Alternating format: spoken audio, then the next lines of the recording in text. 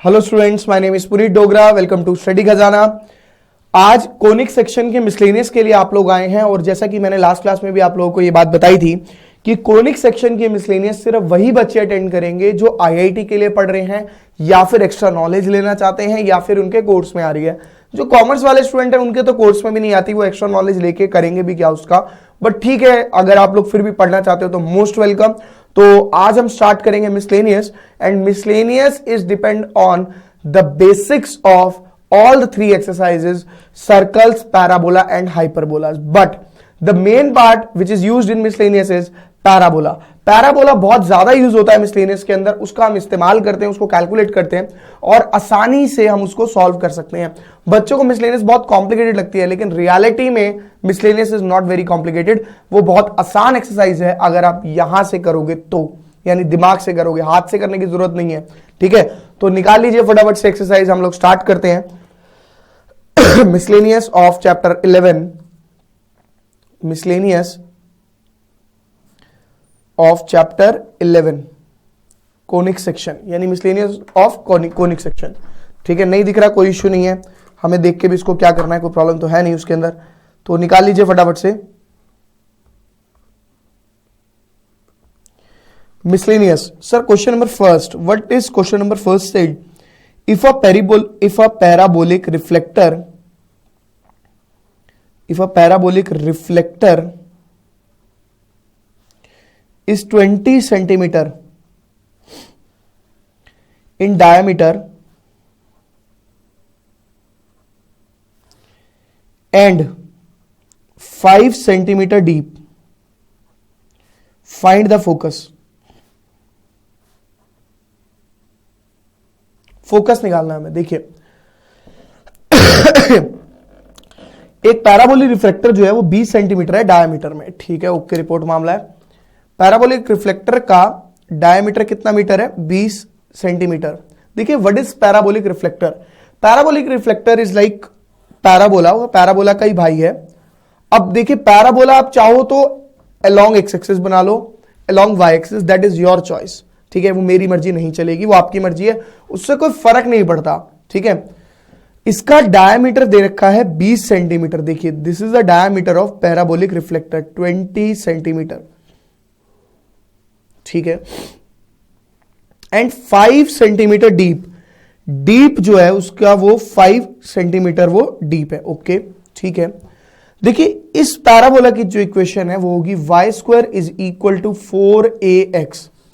हमें उसने क्या बोला है? Find the focus. फोकस का मतलब है अगर मेरा a निकल जाए तो मैं फोकस निकाल सकता हूं, क्योंकि फोकस जो है वो मेरा होता था a,0, याद है इस केस में, और y वाले केसेस में होता था 0,a। कोई इश्यू नहीं है, कोई प्रॉब्लम नहीं है।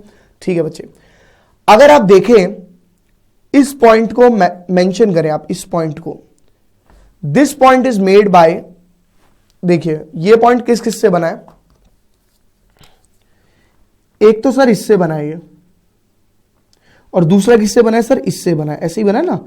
तो आप कह सकते हो कि ये जो पॉइंट होगा ये पूरी वैल्यू y की वैल्यू, ये पूरी वैल्यू 10 होगी। अगर ये पूरा 20 है देन दिस इज 10, कॉमा ये पूरी वैल्यू x की वैल्यू कितनी है? 5। तो 5,10 का जो पॉइंट होगा ये पॉइंट होगा। वो x की जगह हम डाल देंगे 5 और y की जगह हम डाल देंगे 10। Then a is equal to 100 divided by 20, यानी 5/2 इज a। a मेरा आ गया 5/2, नहीं सॉरी 5, a मेरा 5 आ गया। Therefore focus is a,0, that is focus is 5,0। Simple. ठीक है, नोट कर सकते हैं आप इसको। प्रैक्टिकली रूप से देखा जाए तो वर्ड प्रॉब्लम है, कन्वर्ट करो देन कैलकुलेट करो, इतना सिंपल है। नोट कर सकते हो आप इसको। नेक्स्ट क्वेश्चन पर आएंगे, सेकंड क्वेश्चन पर।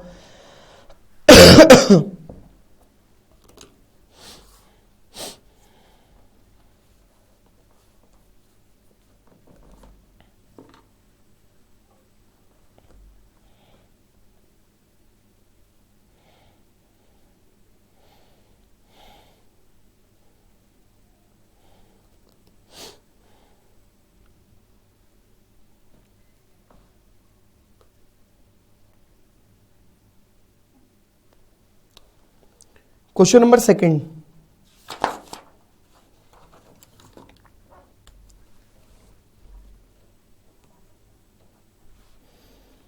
क्वेश्चन नंबर सेकंड है एन आर्च, एक आर्च है, is in the form of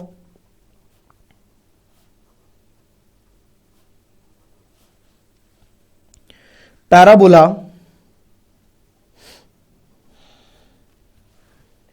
with its axis vertical. The arch is 10 meter high and 5 meter wide at the base. How wide is it? 2 meter from vertex of the parabola.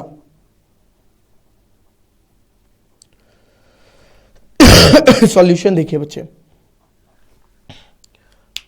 ये उतना typical नहीं है जितना आप सोचते हैं। Question में बोला है एक आर्च है is in the form of form of parabola with axis vertical, यानी ये वर्टिकल पैराबोला है। And arch is 10 metre high and 5 metre wide. What is the meaning of 10 metre high? 10 metre high मतलब 10 metre high है and ये 5 metre wide है।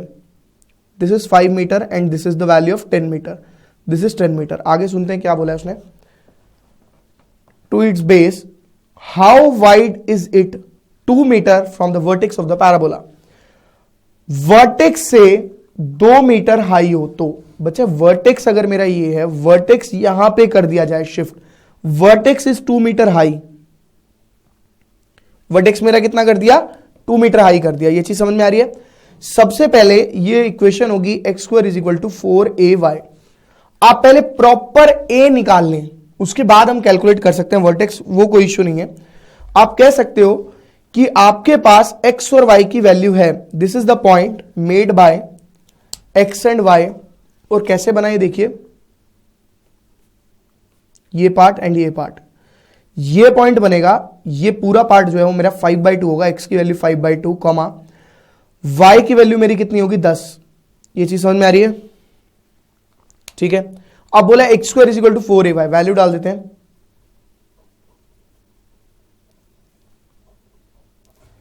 25/4 is equal to 40a और a is equal to 25/4 into 40, तो a is equal to 5/8। अच्छा sir, आपका a आ गया है 5/8, ठीक है, कोई इश्यू नहीं है। अब उसने क्या बोला है, this is the part 2 metre high कर दिया आपने वर्टिकल, मतलब उसको 2 मीटर ऊपर अबव कर दिया वर्टेक्स को। आपकी इक्वेशन जो है वो होती है x square is equal to 4ay। ठीक है, तो y की वैल्यू 2 मीटर हो गई, a की वैल्यू 5/8 हो गई, यही होगी ना। y 2 मीटर है, ठीक है, और x मेरा आया है कितना? 5/8। x मेरा a मेरा 5/8 आया, यानी फोकस मेरा 5/8 है। फोकस कहीं पर भी हो सकता है, हमें उससे मतलब नहीं है, ठीक है। And what is the value of y when y is 2 metre? Yes, अच्छा ठीक है ठीक है ठीक है ठीक है। देखिए यहां पे मैंने छोटी सी मिस्टेक कर दी, पहले आप इतना कॉपी कर लो, ये ठीक है बिल्कुल। इस इक्वेशन की बात मुझे करनी है, जल्दी से करना। मुझे आर्च निकालनी है, मैं एक्स स्क्वायर निकालूंगा अभी।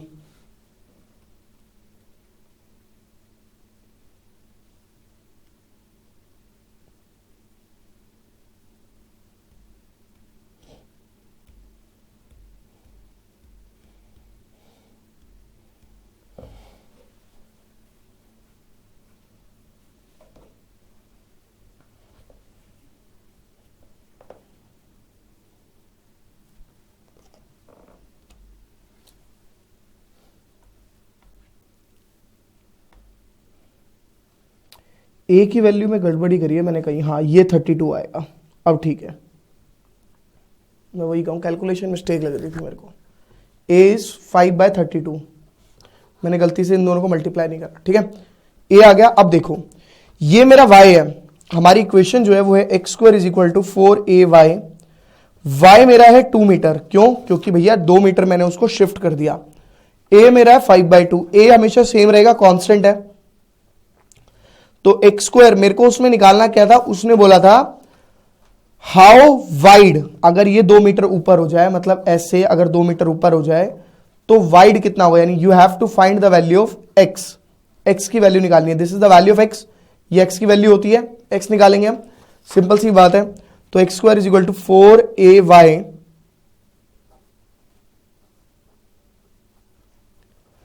x² = 5/4 और x = √5/4, यानी मैं कह सकता हूं x = √5/2 और x = 2.23 अप्रॉक्स। अगर आप इसे कैलकुलेट करेंगे तो ये आएगा, ठीक है।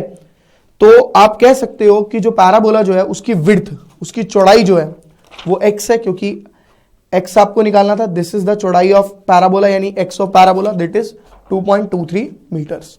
नोट कर लीजिए। नेक्स्ट क्वेश्चन पर आएंगे। Question number 3 is the important question. किसी के स्कूल में अगर मिसलेनियस आ रही है तो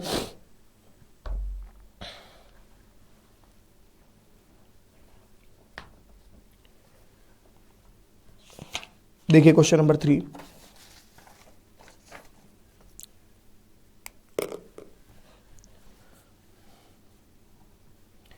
A cable of a uniformly loaded suspension bridge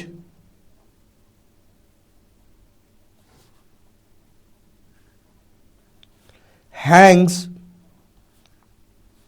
in the form of parabola। मुझे पूरा क्वेश्चन इसलिए लिखवाना पड़ता है बिकॉज मैं उसके अंदर से पार्ट्स ढूंढ के आपके लिखता हूं, तो मेरे को आपको अंडरलाइन कराना पड़ता है कि कौन सी चीज कहां पर कैसे बनाई गई है। Is the form of parabola, the roadway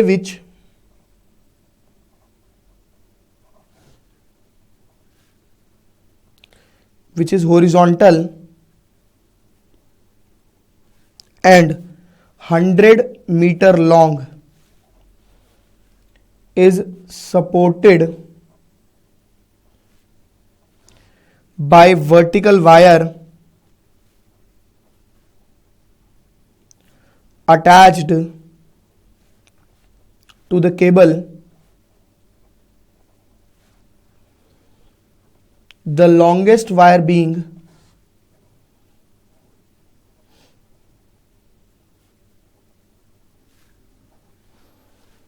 30 meter and shortest being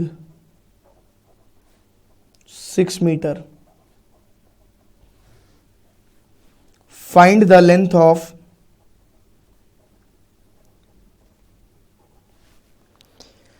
a supporting wire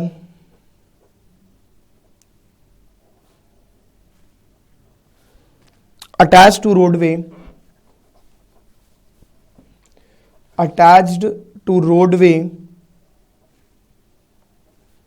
18 meter from middle। देखिए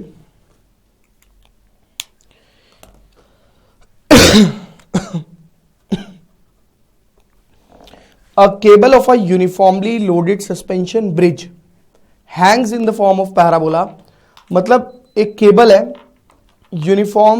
यूनिफॉर्मली लोडेड सस्पेंशन ब्रिज, एक ब्रिज पे हैंग कर रही है इन द फॉर्म ऑफ पैराबोला। देखिए एक ब्रिज जो है, जैसे आप कह सकते हो कि एक ब्रिज जो है, ठीक है, मैं पहले ऐसे बना लेता हूं, वो सही रहेगा थोड़ा सा।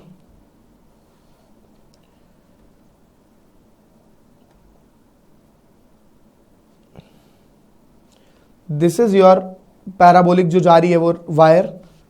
देखिए उसने बोला यूनिफॉर्मली लोडेड सस्पेंशन ब्रिज, एक ब्रिज है, ये ब्रिज हो गया आपका, और यहां से एक वायर जा रही है। The roadway which is horizontal is 100 metre. कह रहा है वो जो रोड है ना वो 100 मीटर है हॉरिजॉन्टली, ब्रिज वाली 100 मीटर चौड़ी वायर है वो है horizontal, and long is 100 metre long is supported by vertical wire attach to the cable.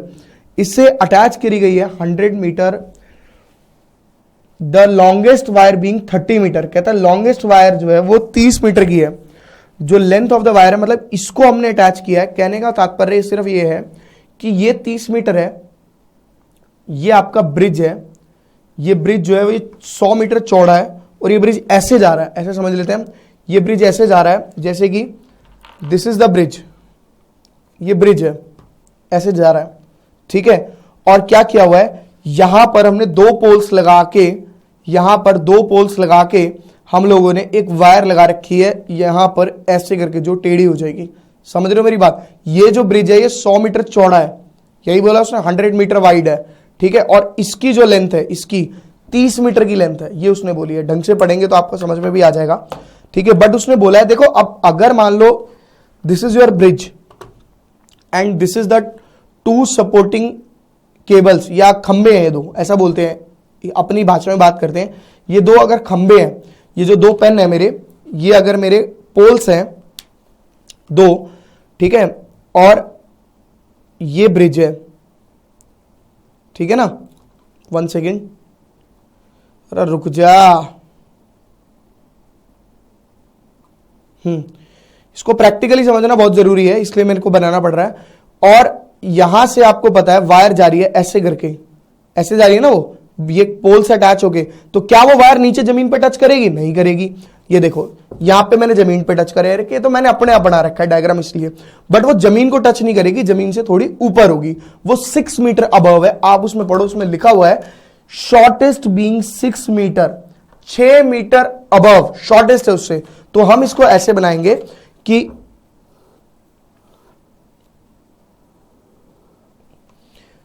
This is 6 metre, ये दो पोल्स हैं,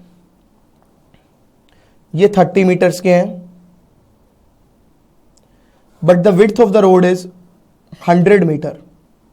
समझ में आ गई बात? This is the practical example, ठीक है। अब इसको हम समझते हैं। मैंने सारी चीजें इसके अंदर बना ली, ब्रिज के अंदर वगैरह वगैरह सारी चीजें इसके अंदर बना ली। नहीं, उसने ये भी बोला find the length of supporting wire attached to roadway 18 metre from middle. अगर 18 मीटर मिडल से अटैच कर दिया जाए, जैसे ये 6 मीटर है, ठीक है, रोड से हम 18 मीटर अटैच कर दे, वो हम बाद में बात करेंगे, पहले आपको ए निकालना चाहिए। द पॉइंट इज ए, हमारा मतलब सिर्फ इतना है कि ये मेरा 100 मीटर होगा, नो प्रॉब्लम।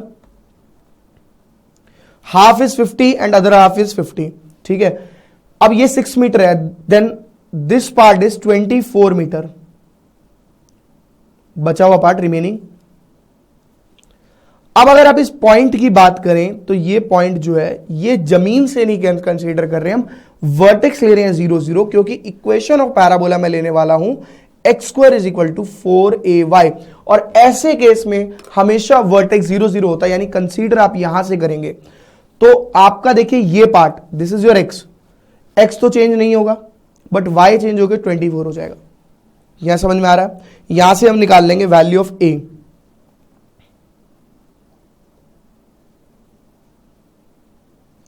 तो मेरा y आ जाता है 2500 डिवाइडेड बाय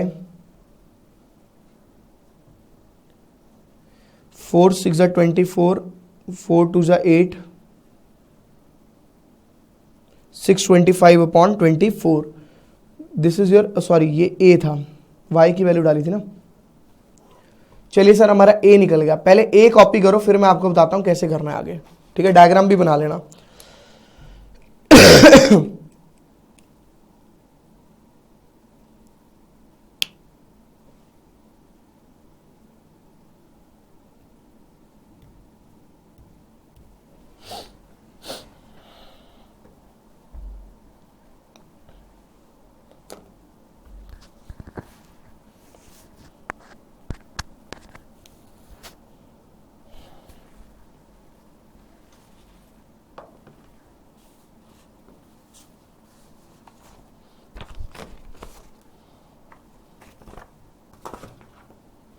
देखिए अब उसने क्या बोला है कि अगर उसने निकालना क्या था, हमें क्वेश्चन में बोला है, आप पढ़े, find the length of supporting wire, एक सपोर्टिंग वायर की लेंथ निकाल दो, attach to the roadway 18 metre in the middle, from the middle.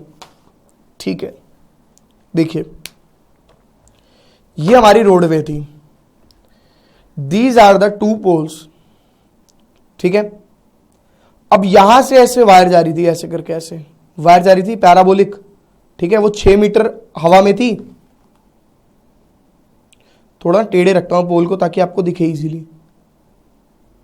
ये ऐसे जा रहा था parabolic, but the point is कि बीच में कहीं पर 18 मीटर की सपोर्ट दे दी वायर को, यानी यहां पर 18 मीटर अगर मैं लेंथ कर दूं, 18 मीटर यहां से लेकर यहां पर मिडल से 18 मीटर वाली जगह पर हम लोगों ने उसको क्या दे दिया, सपोर्ट दे दिया, सपोर्ट दिया। यहां से ये पोल लगाया गया, पोल लगा दिया या कुछ भी लगा दिया हमने, ताकि वो सपोर्ट मिल जाए रोड के या मिडल से 18 मीटर, यानी this is the value of x.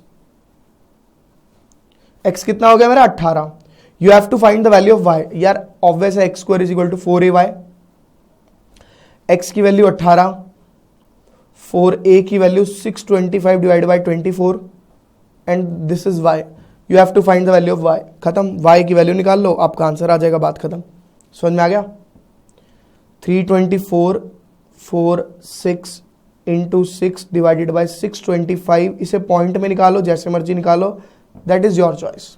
ठीक है, डिड यू अंडरस्टैंड? मतलब सिंपल है बट प्रैक्टिकली समझना जरूरी है, लैंग्वेज बहुत इंपॉर्टेंट है, तभी मेरे को क्वेश्चन लिखना पड़ रहा है ताकि मैं पॉइंट टू पॉइंट समझा सकूं कि ये चीज क्या बोली गई है, ये चीज क्या बोली गई है। ठीक है, नोट कर सकते हो, अब आप इसको कंप्लीट भी करो। रिड्यूस नहीं हो रहा वो, और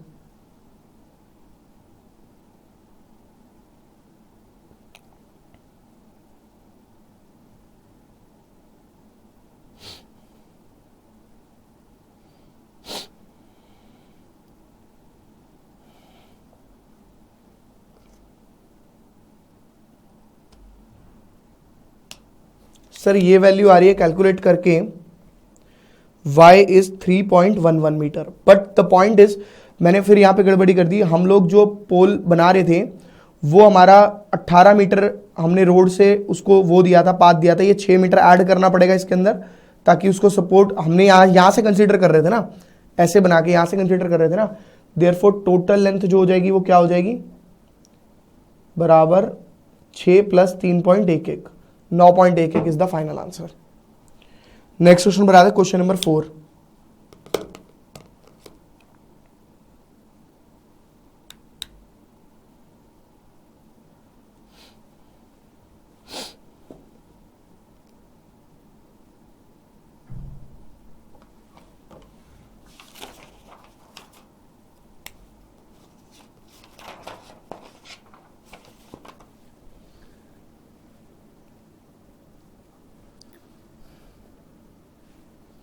An arc या arch is in the form of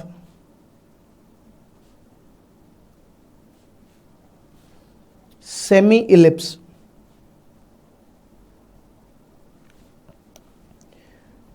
It is 8 meter wide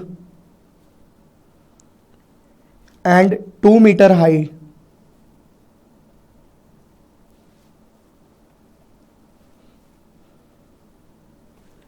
At the center, find the height of the arch at a point 1.5 meter from one end.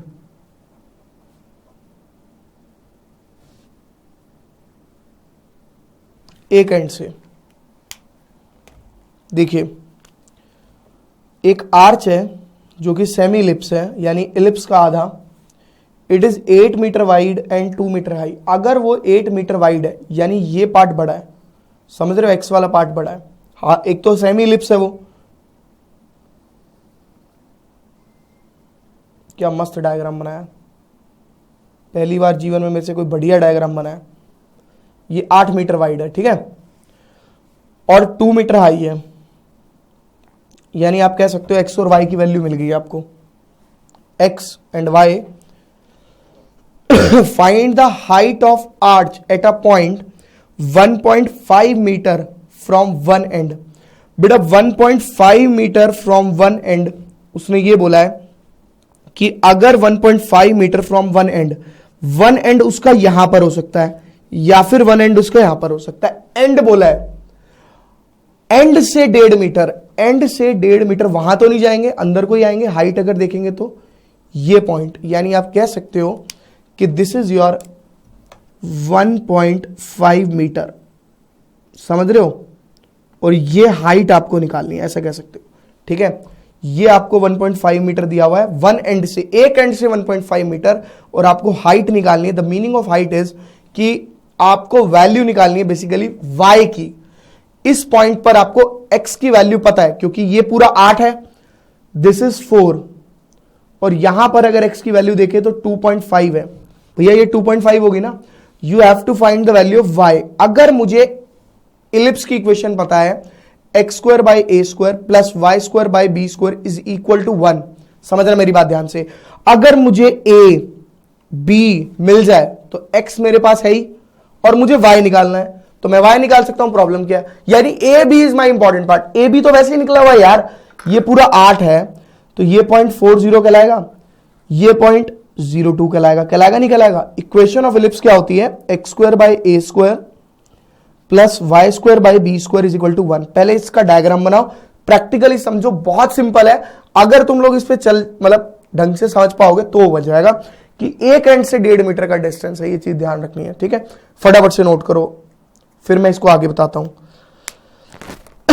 कैसे कैलकुलेट करना है।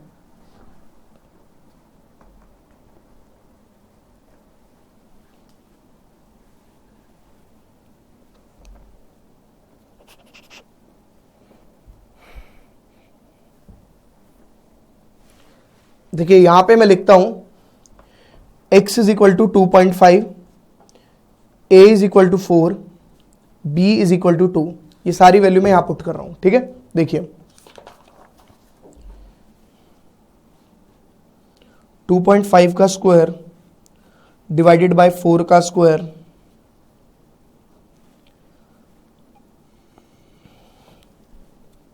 टू पॉइंट फाइव का square is 6.25 divide by 16,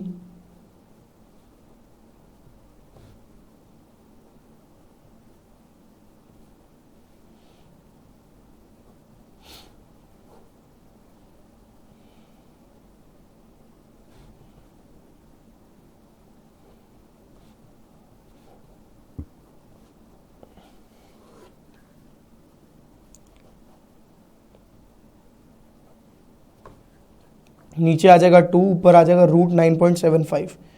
इसे calculate करने ला आपको y की value मिल जाएगी,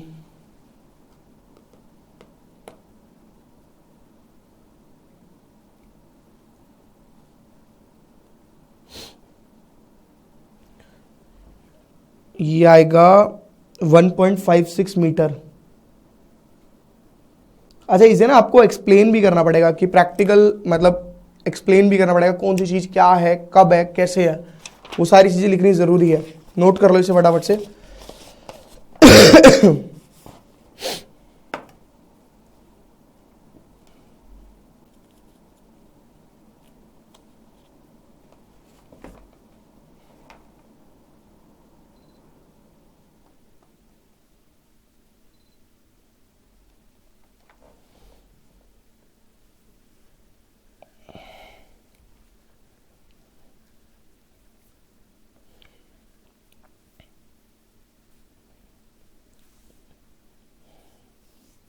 question number 5 पर आएंगे।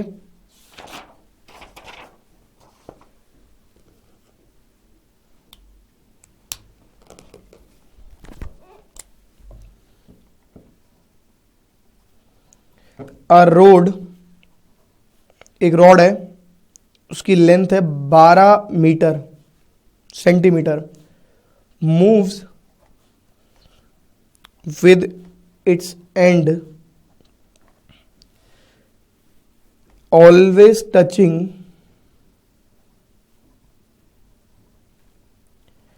the coordinate axis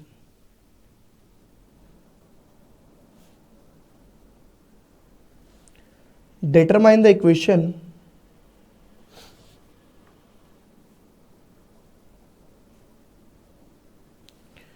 of locus of a point P on the road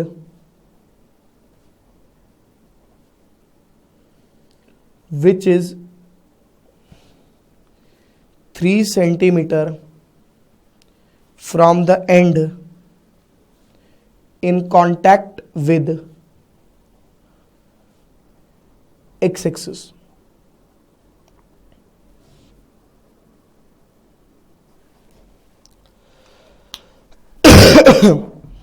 एक रॉड है जिसकी लेंथ 12 सेंटीमीटर है, मूव्स करती है इट्स एंड से always touching the coordinate axis, हमेशा कोऑर्डिनेट एक्सिस को तो टच कर ही रही है वो, ये एक्सिस है इनको टच कर रही है वो रॉड, ऐसे उसके मूव कर रही है।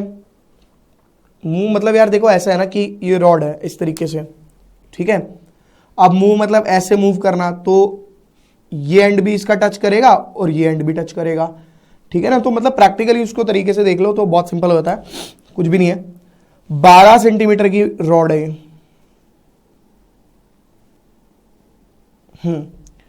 चलो ये पार्ट हो गया। Determine the equation of locus of a point. देखो पॉइंट को लोकस क्यों बोल रहे हैं, जब मूविंग पॉइंट होता है दैट इज कॉल्ड लोकस। अब अगर ये लाइन, ये रॉड मूव करेगी तो भाई साहब पॉइंट भी तो मूव करता जाएगा ना, अपनी जगह तो चेंज करता जाएगा, तो that is the locus point, उसको लोकस पॉइंट बोल देते हैं। P on the road which is 3 centimeter from the end of the contact with x-axis, with x-axis, x-axis के कॉन्टेक्ट से 3 सेंटीमीटर की दूरी पर है, यानी विद x-axis के 3 सेंटीमीटर या 3 मीटर, जो भी उसने बोला है, मुझे नहीं पता क्या बोला है उसने, pxy है, ठीक है। This is 3 centimetre from the distance, ये उसने बोला है, तो ये पूरा 9 हो जाएगा। समझ रहे मेरी बात। अब इसको थोड़ा सा अलग से बनाते हैं जानबूझ के, ताकि होश पोश ना करें इसके अंदर।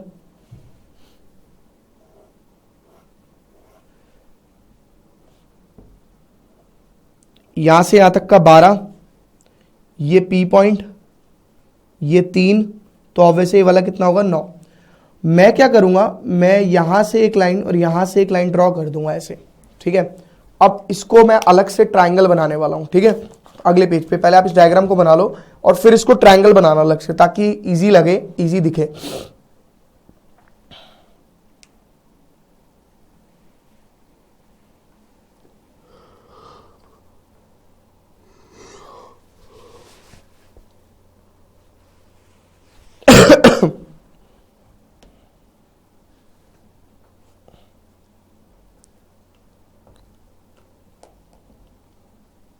देखिए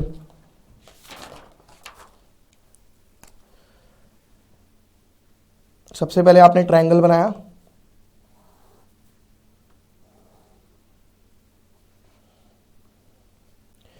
this point is P, this is 3, this is 9,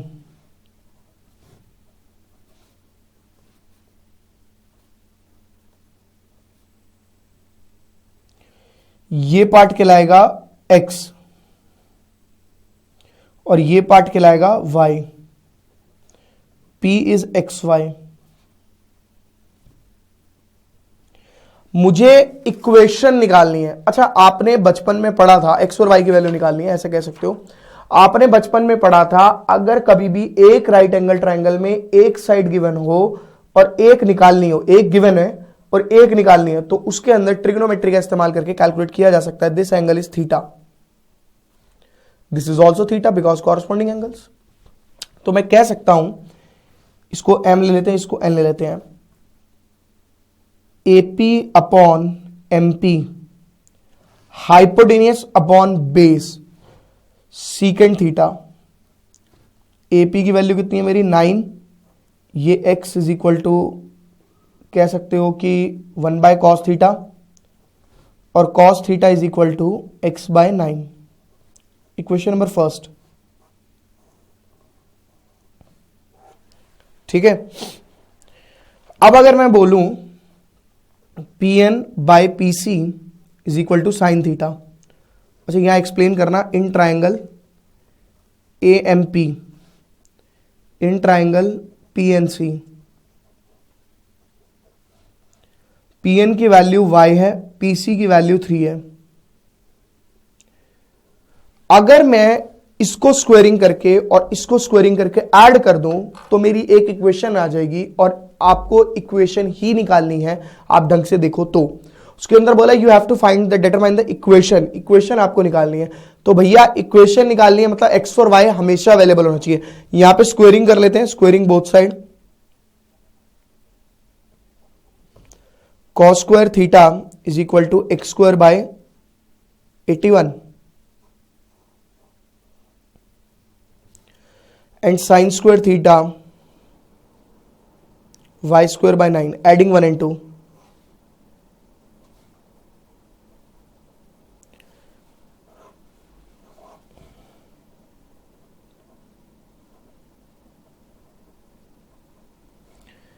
Sin square theta plus cos square theta equal to 1, और ये है x²/y²/9, और वैसे भी ना ये लोकस पॉइंट बोला है, तो लोकस पॉइंट जो है मूव करेगा तो वो इस रेट से मूव करेगा कि वो इलिप्स की फॉर्म बना रहा होगा। तो ये एक इक्वेशन बन गई हमारी, x²/81 plus y²/9 is equal to 1। Note कर सकते हो, नेक्स्ट क्वेश्चन पर आएंगे।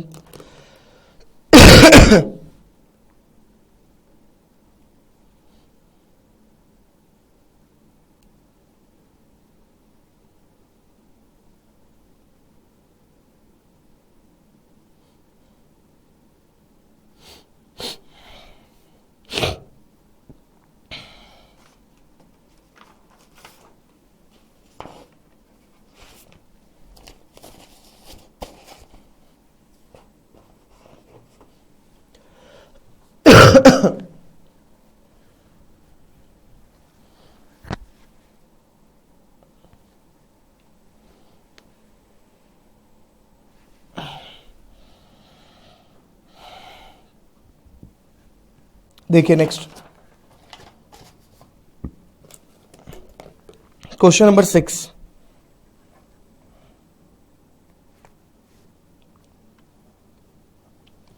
Find the area of triangle formed by the lines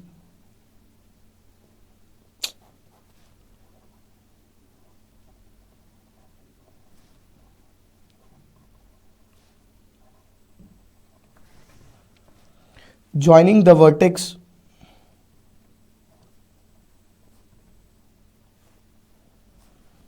of the parabola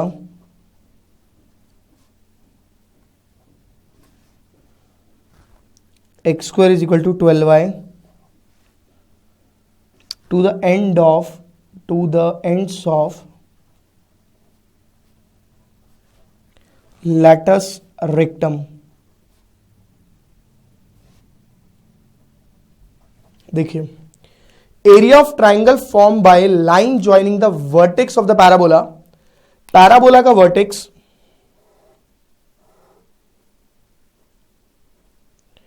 x² is equal to 12y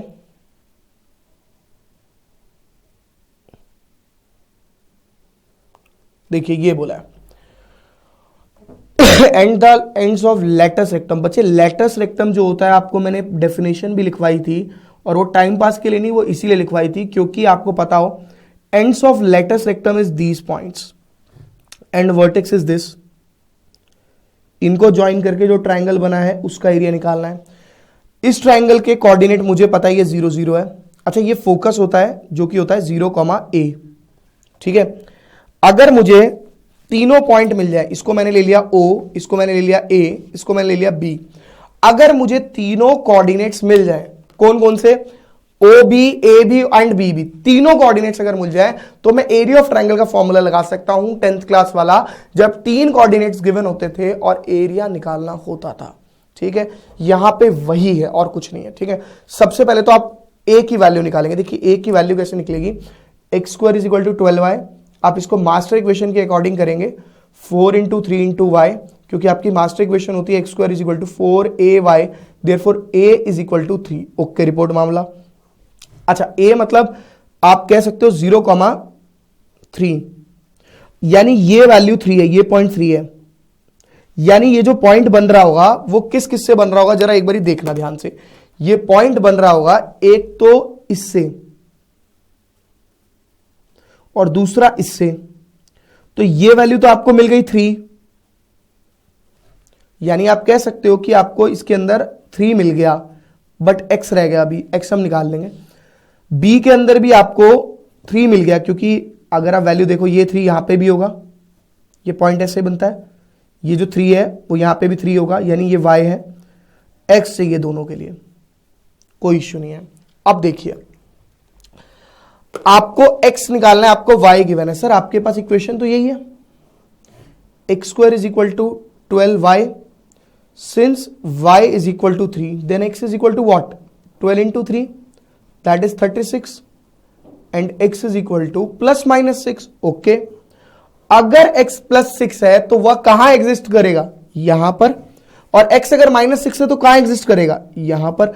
यानी तीनों वर्टेक्स मुझे मिल गए ट्रायंगल के, और अब मैं एरिया ऑफ ट्रायंगल का फॉर्मूला लगा के कैलकुलेट कर सकता हूं। पहले आप इतना नोट कीजिए, फटाफट से हम एरिया ऑफ ट्रायंगल करेंगे, please note down.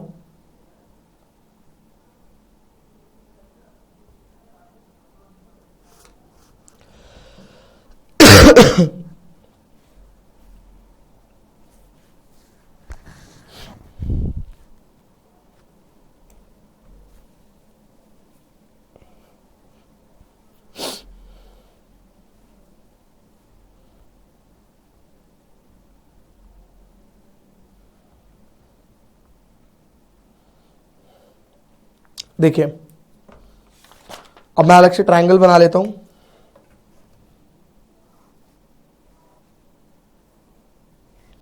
This is 0 0 3,6 3, sorry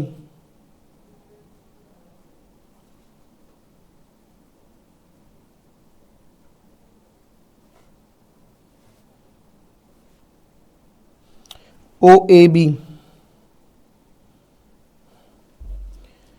तो मैं कहूंगा area of triangle by using जो भी अपना फॉर्मूला होता था, दैट इज इक्वल टू 1/2। मैं याद दिला दूं एक बारी, x देखो ऐसे लिखेंगे, y minus y plus x, y minus y plus x, y minus y, mod इतने स्क्वायर यूनिट, 1 2 3, साइकिल चलाओ, रोटेशन समझते हो, रोटेशन 2 आगे 3 आगे, फिर एक और बार रोटेशन। ठीक है, अब इसे कैलकुलेट करते हैं। 1/2, इसको ले लिया x1 y1, इसको ले लिया x2 y2, इसको ले लिया x3 y3। वैसे तो कुछ भी ले सकते हैं ना,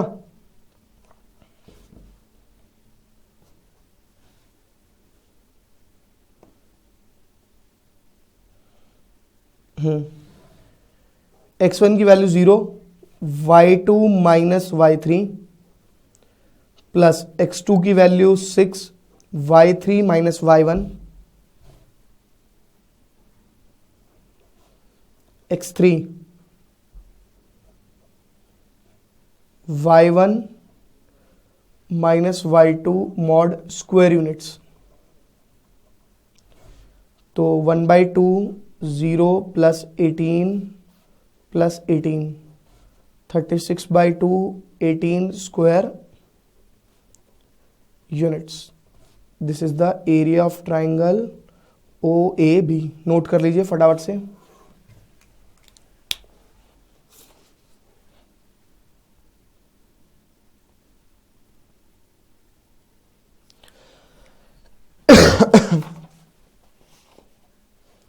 इसको समझना है बस, है कुछ भी नहीं मिसलेनियस में, बट हाँ इंपॉर्टेंट जरूर है भाई।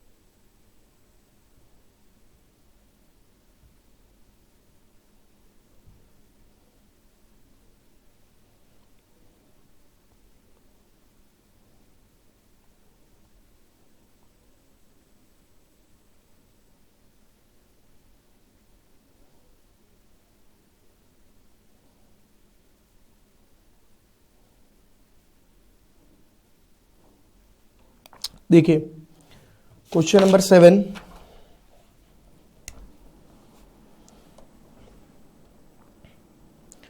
a man running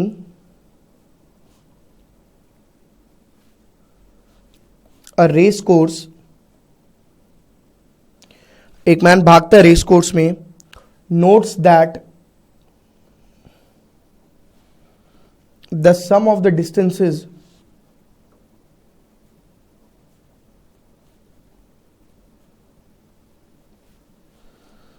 from the two flag posts from the two flag post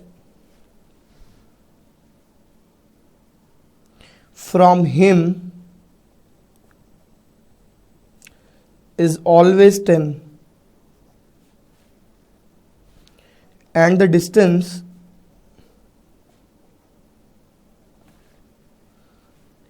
between the flag post is 8 meter.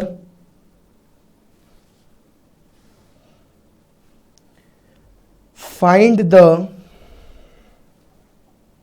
equation of the post traced by the man.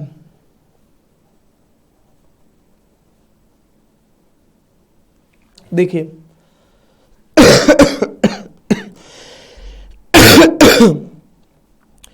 दो फ्लैग पोस्ट हैं और वो जब भी भागता है उसका जो डिस्टेंस है हमेशा उन दो फ्लैग पोस्ट का सम हमेशा सेम रहता है।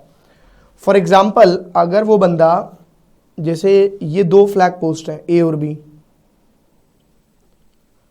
वो मूव कर रहा है ऐसे, मतलब सर्कुलर पार्ट में, जैसे सर्कुलर नहीं कह सकते, इलिप्स वाले पार्ट में करेगा तभी उसका डिस्टेंस सेम रहेगा, इन दोनों का सम अदरवाइज नहीं रहेगा।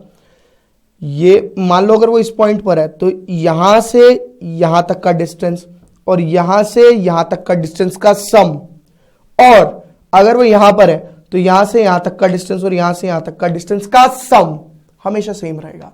ये उसने बोला है। समझ में आ गई बात। अब उसने पूछा क्या, ये सुन लेते हैं जरा। देखिए ये टू फ्लैग पोस्ट है मेरे, ठीक है। अब उसने आगे भी कुछ बताया, उसने बोला है कि इनके बीच का जो सम का जो डिस्टेंस का जो सम है दैट इज ऑलवेज 10 सेंटीमीटर, यानी कि आप कह सकते हो कि पॉइंट है पी, तो P A plus P B is always 10, P A plus P B is always 10 metre centimetre जो भी है उसके अकॉर्डिंग। और फ्लैग पोस्ट के बीच का जो डिस्टेंस है दैट इज 8, ये दोनों 8 मीटर के डिस्टेंस पर है एक दूसरे से, नो प्रॉब्लम। 4-4 का सेंटर से हो गया। आगे की कहानी पढ़ते हैं। आगे भी उसने कहानी बताई है। आगे वो ये कह रहा है कि जो भी है इसके अंदर हमें उससे मतलब नहीं है, P A plus P B is 10, okay. अब ये इलिप्स की इक्वेशन बनाएगा, आप जानते ही हो, x square by a square plus y square by b square is equal to 1, ठीक है। जितनी जितनी बातें पता लगती जाएंगी उतनी उतनी बातें लिखते जाएंगे, फालतू बात लिखने की जरूरत है नहीं। देखिए P A plus P B is 10, वो कोई इश्यू नहीं है, वो मैं बता दूंगा आप लोगों को। आगे की कहानी सुन लो क्या बोला है उसने ये भी बोला है कि equation of the post traced by the man, equation of post यानी ए और बी की वैल्यू मिल जाए तो मैं काम बन जाएगा सारा का सारा, ठीक है। अब एक बार ये मान लीजिए कि हमें पता है कि वो जिस तरीके से भी भाग रहा है वो हमेशा सेम रहेगा, ठीक है। अगर वो डिस्टेंस सेम रहेगा तो आपको ये पता होना चाहिए कि मैं इसमें थोड़ा हॉश पॉश कर रहा हूं, पहले आप इस डायग्राम को कॉपी कर लो क्योंकि फिर मैं इसके अंदर ना थोड़ा और चीजें बनाऊंगा तो समझ में नहीं आएगा डायग्राम, फटाफट से कर लो।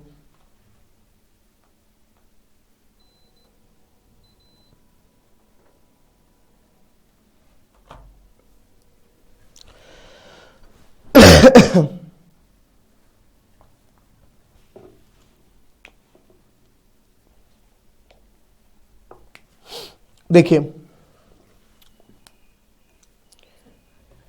अब कहानी ये है कि जैसे ये डिस्टेंस है,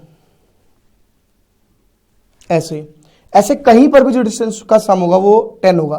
तो फोकस मैंने आपको क्या बताया था इलिप्स का, याद है आप लोगों को? ऐसे ही बनाया था। फोकस था और सेंटर था। तो ये जो है आपका 8, इसकी बात करो तो ये C है आपका। समझ में आ रही है बात? This is your C। Focus से होता था आपका, मतलब यहां से यहां तक का आपका फोकस होता था ना, बट अच्छा ये 8 है तो ये 4 हो जाएगा, ठीक है ना, वो पूरा। तो C आपका 4 हो गया। अब देखो, और इन दोनों का सम जो है वो कितना है? 10 है। अच्छा, किसी पॉइंट पर इनका दूरी जो है वो सेम हो जाएगी, किसी एक पॉइंट पर, हमें नहीं पता, वो पॉइंट भी P है, मैंने ऐसा मान लिया। तो आप कह सकते हो that is major axis 2A is equal to 10। तो A is equal to 5, A आ गया मेरे पास, A आ गया, C आ गया, तो क्या मैं B नहीं निकाल सकता? C is equal to root under A square minus B square. 4 is equal to root under 5 का स्क्वायर माइनस B का स्क्वायर, यानी 16 is equal to 25 minus B square, और B square is equal to 25 minus 16, that is equal to 9।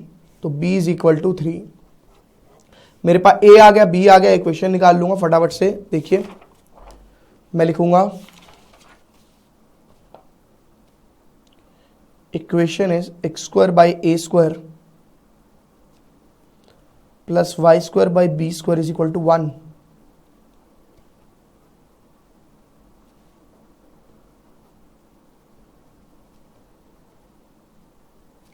ये आप लोग नीचे लिखते जाना, मैं जानबूझ के नहीं लिख रहा हूं, मतलब नीचे इन द सेंस ये स्टेप, फिर इसके नीचे, फिर इसके नीचे, ठीक है? नोट कर लो इसे फटाफट से।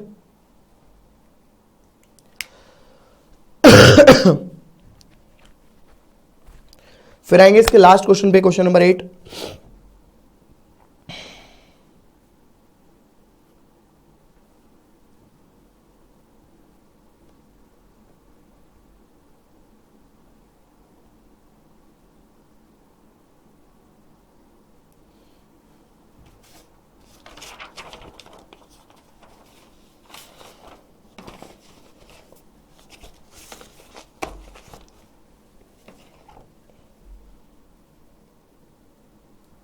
देखिए question number 8,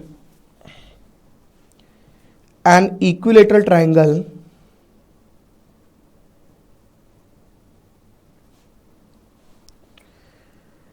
is inscribed the parabola, parabola के अंदर इंस्क्राइब्ड है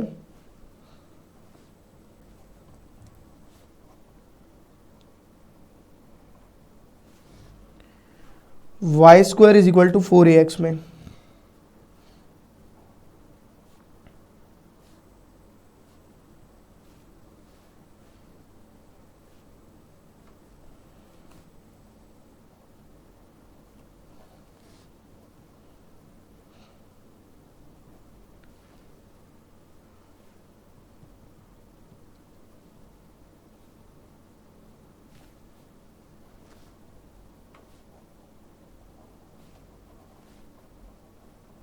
find the length of the side of triangle.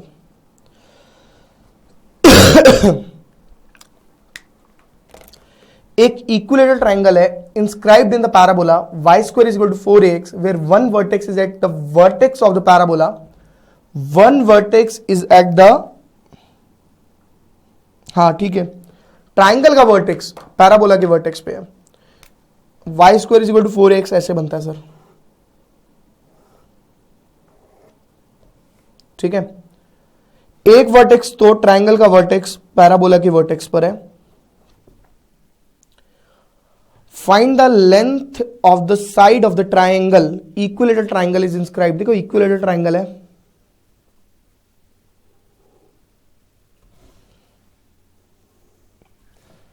O A B, ठीक है? अब हमारे को पता नहीं है कि कौन सी चीज क्या है क्या नहीं है, ठीक है? आपको डिस्टेंस का भी नहीं पता। आप ये मान लीजिए यहां से यहां तक का डिस्टेंस जो है वो k है। k मतलब कुछ भी हो सकता है। तो ये पॉइंट हो जाएगा k कॉमा, निकालेंगे अभी क्या होगा। आपके पास इक्वेशन है y square is equal to 4ax, तो y square is equal to 4ax की जगह k डाल देंगे, तो y is equal to root under 4ax, that is equal to 2 root a x तक की 2 रूट a के, ठीक है? अच्छा, b इज अनदर पॉइंट, फिर से ये वैल्यू तो k ही रहेगी, बट y इस प्लस माइनस आना था ना, तो माइनस ले लेते हैं सीधा, k कॉमा नेगेटिव 2 रूट ए के। अच्छा, मैं ऐसा क्यों कर रहा हूं यार, देखो सीधी सी बात है, मेरे को साइड ऑफ द ट्रायंगल निकालनी है विद रिस्पेक्ट टू ए, क्योंकि गिवन आपको है Y square equal to 4ax, यानी ए की एक प्रॉपर वैल्यू होती है 12, 13, 14, 15, 16 लाइक दैट। तो जो भी आंसर आएगा वो भी ए के रिस्पेक्ट में आएगा, कुछ भी हो सकता है, मेरे को नहीं पता। अब मैं क्या करूंगा, बट मेरा एक के वेरिएबल है, मुझे पता है area of an equilateral triangle is √3/4 side square, and what is my side, this part is equal to, इसको लगा सकता हूं मैं कॉन्सेप्ट को, उससे मैं कैलकुलेट कर लूंगा। पहले आप इतना लिखो, फिर मैं बताता हूं कैसे करना है।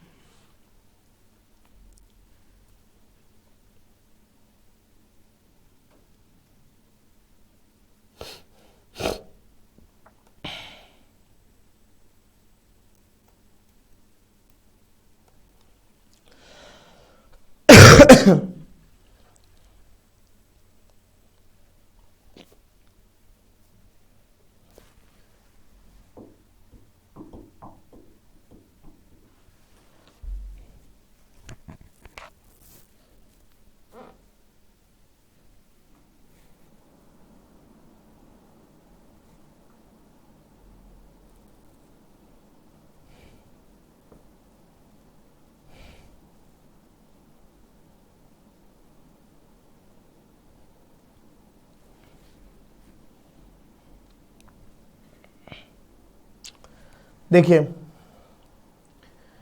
मैं क्या करूंगा, मुझे ये डिस्टेंस पता है पूरा पूरा 2√a, मुझे ये पता है k। अगर मैं डिस्टेंस फॉर्मूला से ओ ए निकाल लूं तो √k² plus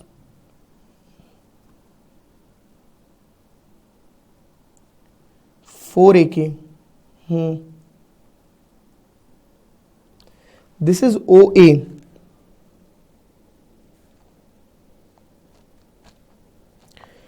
k² plus this का square is equal to 4ak, this is 4ak, O A is 4ak, how is that. मुझे ये निकालना है, ये वाली साइड,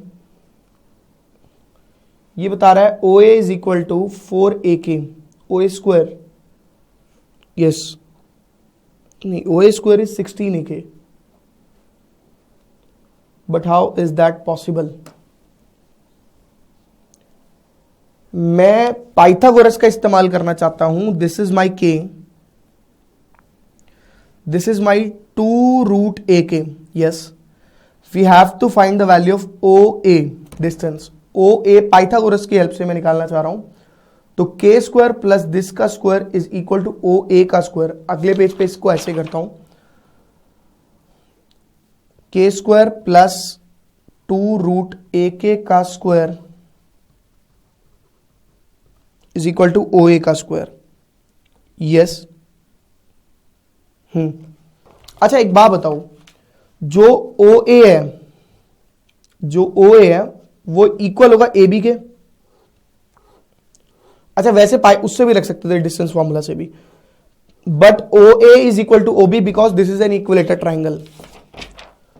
तो ए बी की वैल्यू मेरे पास है, कैसे, ये 2√ak और ये भी 2√ak, इन दोनों को ऐड कर देंगे, 4√ak हो जाएगी, 4√ak का स्क्वायर 16ak,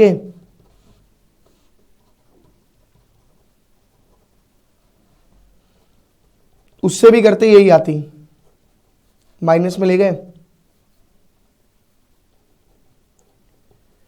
के कॉमन, के 0 नहीं हो सकता, के इज इक्वल टू 4a,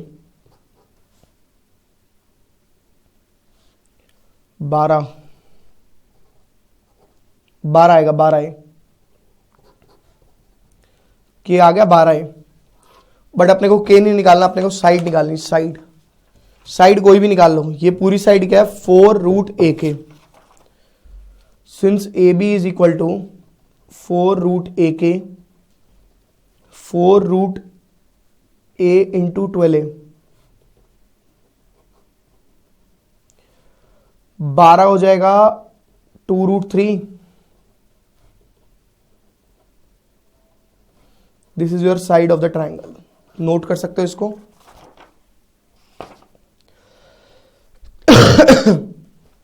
ये यहां पे समाप्त हुआ। एग्जाम्पल बचा, एक एग्जाम्पल कर लेते हैं इसका।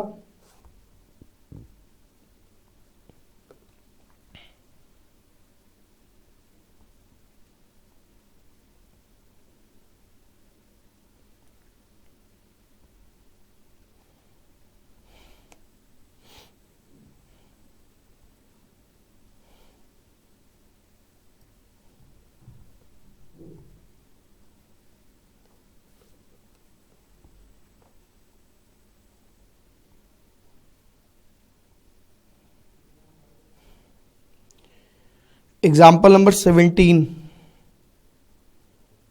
18 और 19 जैसा तो हम कर चुके हैं। देखिए,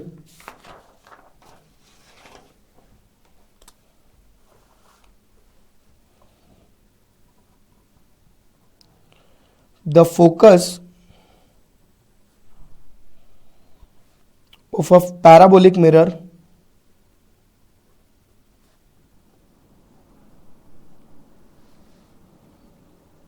as shown in the figure, यानी फिगर गिवन है, is at a distance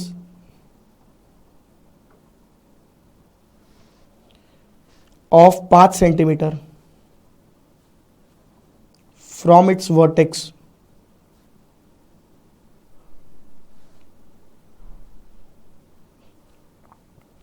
if the mirror is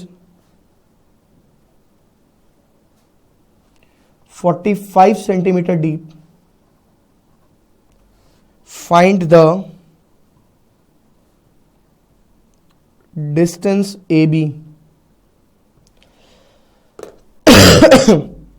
देखिए, डायग्राम दिया हुआ इसका। एक पैराबोलिक रिफ्लेक्टर मिरर है।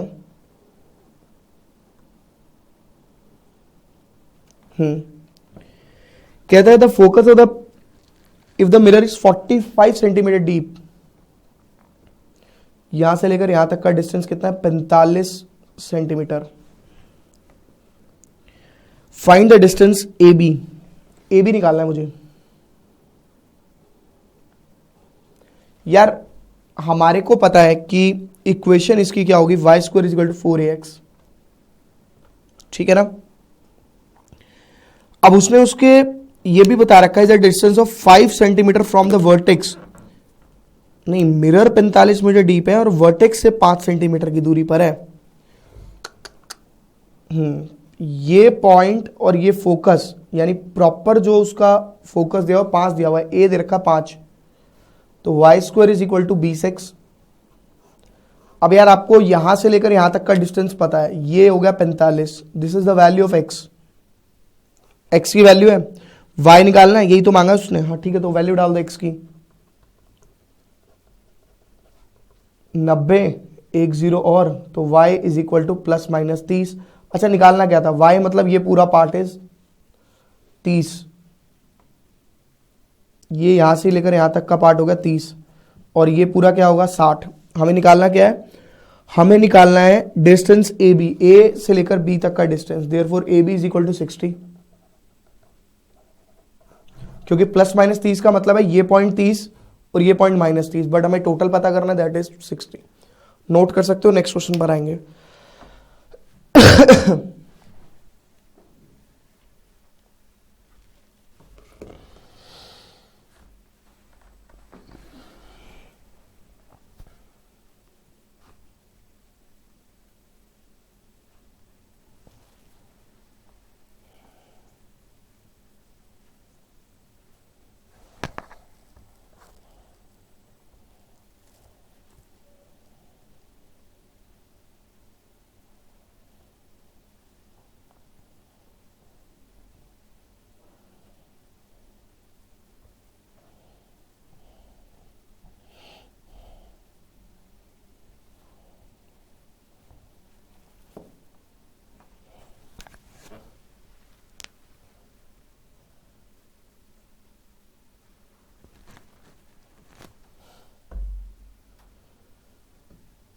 देखिए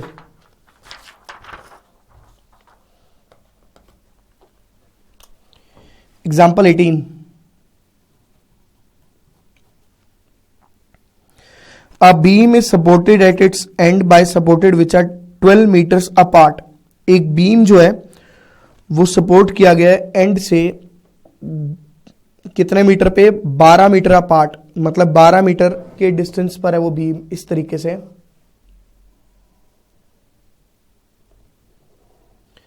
ये 12 मीटर के डिस्टेंस पर है, ठीक है। Since the load is concentrated at it centre, load जो है वो उसके सेंटर पर पड़ रहा है, ठीक है। और there is a deflection of 3 centimetre at the centre, 3 centimetre का डिफ्लेक्शन मतलब चेंज हो रहा है, 3 सेंटीमीटर डिफ्लेक्ट हो गया ये, 3 सेंटीमीटर या 3 मीटर जो भी था, ठीक है। और 3 सेंटीमीटर का डिफ्लेक्शन है, मतलब इनसाइड पे, अंदर की तरफ।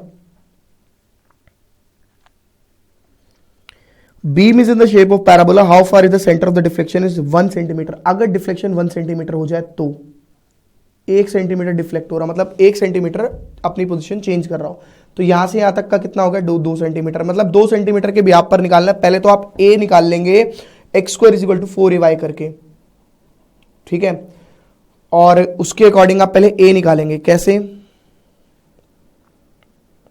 आपको यह पता है कि यहां से लेकर यहां तक का जो पार्ट है दैट इज 6, ये पॉइंट नहीं पता अपने को, y, हमारे को y निकालना है पहले। तो देखिए y क्या हो जाएगा, y इज डिफ्लेक्शन कितना है, अभी डिफ्लेक्शन है 3 सेंटीमीटर का, तो 3 सेंटीमीटर बाय 100, क्योंकि 6 मीटर है ना, तो x की वैल्यू डाल देंगे 6 4a × 3/100, यानी 4 1 25, 36 × 25 डिवाइड बाय 3 × 12, यानी 4a मेरा आ गया, 25 × 12 यानी 300। ए कितना आ गया मेरा, 300 आ गया, ठीक है। ए आ गया 300 मीटर। अब आपकी इक्वेशन क्या है, x² = 4ay, but the point is कि x आपके चेंज नहीं कर रहा, y आपका चेंज करता है, उसके अकॉर्डिंग आपको चलना है। तो आपका इस बार जो डिफ्लेक्शन है, x की वैल्यू आपको निकालनी है 4a 300, और y आपका जो है वो डिफ्लेक्शन कितना है, 2 सेंटीमीटर का। 2 सेंटीमीटर का डिफ्लेक्शन हो तो दिस इज 2 सेंटीमीटर, y की वैल्यू 2 है, 2/100, 12 दूनी 24, x = ±√24। इसे तो आप खुद कैलकुलेट कर सकते हो क्या होगा, कोई प्रॉब्लम तो नहीं है इसके अंदर, ठीक है ना। वैसे ये आ जाएगा 6 4 24, यानी √6, और ये 2√6 इज द आंसर। इतने मीटर का डिफ्लेक्शन आपका हो जाएगा। एग्जाम्पल 19 तो आप सेम कर सकते हो, बट यहां तक आपके क्वेश्चंस थे जो कोनिक सेक्शन के मिसलेनियस में थे। नेक्स्ट क्लास आप लंबी क्लास के लिए आना, क्योंकि 3D मैं ज्यादा खींचता नहीं हूं, एक ही क्लास में खत्म करा दूंगा पूरा 3D चैप्टर छोटा है, मुझे कोई प्रॉब्लम नहीं है, आपको भी कोई प्रॉब्लम नहीं होनी चाहिए। 1.5 घंटे की भी हो सकती है, 2 घंटे की भी हो सकती है, मिनिमम 1 आवर 15 मिनट की क्लास तो होगी। चैप्टर छोटा सा है, आसान भी है, that's why I am saying कि मैं टाइम नहीं लगाऊंगा, उसे खत्म कर दूंगा। और अगर किसी बच्चे को कोनिक सेक्शन के किसी भी पार्ट में प्रॉब्लम आए तो वो मेरे को व्हाट्सएप कर सकता है। मैं बार बार अपनी मेल आईडी भी बताता रहता हूं एंड व्हाट्सएप भी बताता रहता हूं। सर मेरा व्हाट्सएप कॉन्टैक्ट नंबर है 9555553794, ठीक है। मेल आईडी है मेरी स्टडी खजाना की, जो मेल आईडी है वो ये है mail@studykhazana.com। बट यहां से डायरेक्ट आपको आंसर नहीं मिलेगा, क्योंकि ये मेल मुझे मेल फॉरवर्ड करेंगे, तो आप डायरेक्ट मुझे मेल कर लीजिए। मेरी पर्सनल मेल आईडी है punitdogra1992@gmail.com एंड द सबसे simple part is the WhatsApp number. मेरा व्हाट्सएप नंबर पे आप मुझे कॉल करें और मुझसे टाइम ले लें, क्योंकि आपको 24 से 48 घंटे के अंदर आपके आंसर्स मिल जाएंगे।